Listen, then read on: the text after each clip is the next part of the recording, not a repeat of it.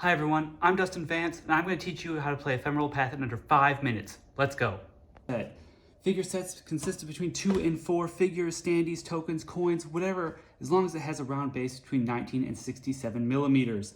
They're also going to need a corresponding figure sheet for each figure in their figure set that has their specs and abilities that are associated with that figure, and these can be made at ephemeralpath.com. Once figure sets are in place, first step of the game is to put terrain on the board. Players are going to alternate putting 5 pieces of terrain plus the gate onto the board. The only stipulations are that the terrain cannot touch each other and the gate has to be more than 5 centimeters from the edge. Now we're going into the foraging phase. Each player is going to roll a set of polyhedral dice, no d20s, and those dice are going to be drafted alternatingly onto figure sheets. The trick is that once a die is drafted onto a figure sheet, that figure then has to be placed onto the board, with the figure touching the edge of the board. Players can place figures on any edge of the board.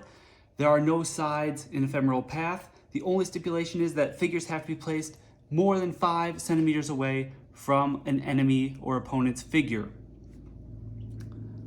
Once all the dice have been drafted, now we can begin the activation phase. I should mention that in the foraging phase, you can't draft any dice that you don't have an ability for. Once we're in the activation phase, players are going to alternate taking turns activating 1 figure each turn. When a figure is activated, you can use up to as many actions as that figure has available. Actions are marked off one at a time as they're used on that figure's spec sheet. However, the first figure to be activated each game only can use 1 action. Here's the actions that are available to figures. First one is to move. Move is pretty straightforward. Reference the figure's movement spec, and you can move that figure up to that distance. In this case, 16 centimeters. So, place them out here, move them 16 centimeters. That movement can also be broken up into as many turns as you'd like, as long as the total movement doesn't go over 16 centimeters. Next action is the attack action. Attack action is as long as the figure that is being attacked is within range and within line of sight. Again, range is on the figure spec sheet. Then the opponent can attack. They can literally roll any dice they want, pick them up, roll them, add them together. If the sum of those dice is not greater than the force value, it's a hit, and that's how much damage is done. If it's greater than the force value, it's a miss. There are no automatic defense rolls in Ephemeral Path. If a figure takes damage, it's marked off on their figure sheet. If they get to 0, they're removed from the board. Next action is prep tokens, also called the prepare action. When you take a prepare action, you take a prep token and fill in the corresponding box.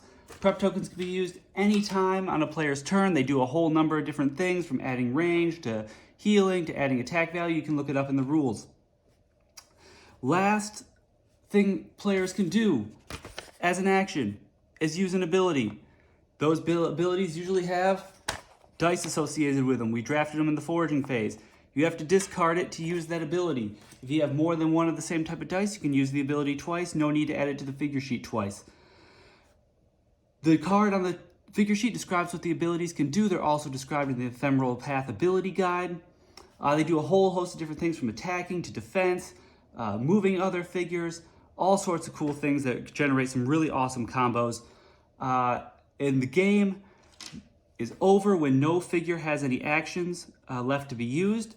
The winner of the game is the figure team that has most figures touching the gate. If there's a tie, it goes to the player that has the most spec points of figures in the gate. And that's the game. Hope you enjoy playing it.